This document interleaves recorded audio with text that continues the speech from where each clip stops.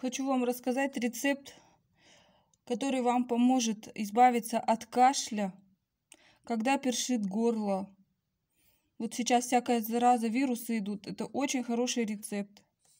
В общем, берешь прополис, вот такой шаричек, на бутылку водки, туда закидываешь его, крошишь, ну как получится, в общем. И где-то месяц настаивать. Это, конечно, надо делать летом. Ну, можно и сейчас поставить. В общем, этот прополис, он везде продается участников, кто держит пчел. Мед, кто продает мед. Это вот шарик прополиса. Это у нас свой домашний, тетя держит у меня в Башкирии пчел.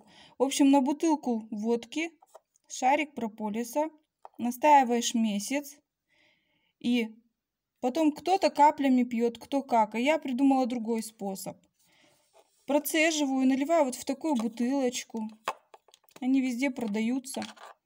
Такую бутылочку. И потом, когда начинается что-нибудь там, першение в горле или что-то. Главное, не чистый спирт, а водку. Ну, а потом можно в бутылочке даже развести, кто кому сильно будет это. И, допустим, вот в горло пшикаешь. Лучше это делать, когда заранее, допустим, чувствую, что горло першить начинает, а в основном вечером.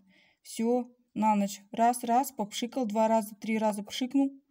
Все, этого достаточно, потому что это очень сильная вещь. Даже бывает, что ночью просыпаешься, кашель, когда вот начинается сильный кашель. Тоже раз попшикал.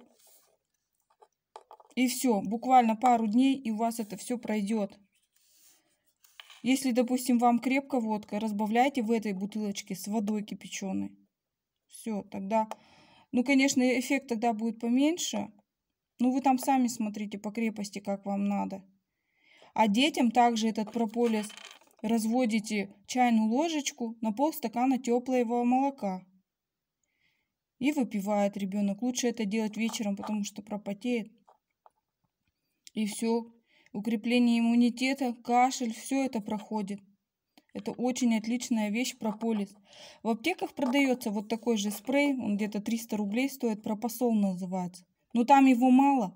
И концентрация прополиса очень маленькая. А так можно самому сделать. Это если бутылку водки взять и сделать прополис, это вам, я не знаю, на полжизни хватит. Вот такую бутылочку. Раз, напшикал. Конечно, с вечера, если вы за рулем-то ездите, надо с вечера это только употреблять, когда никуда ехать не надо. Но эффективность вообще отличнейшая. Всякие стоматиты это лечит, першение, вирусы. Это очень хорошо помогает. Отличнейшая вещь. Для детей полстакана теплого молочка, домашнего. И чайная ложечка, либо пол чайной ложечки. Там уже сам смотрите. По весу ребенка, по возрасту. Все, что придумала природа, это больше эффективность имеет. Но надо просто иногда даже заранее это начинать применять. Хотя бы в мерах профилактики маленько. И будет это очень хорошо.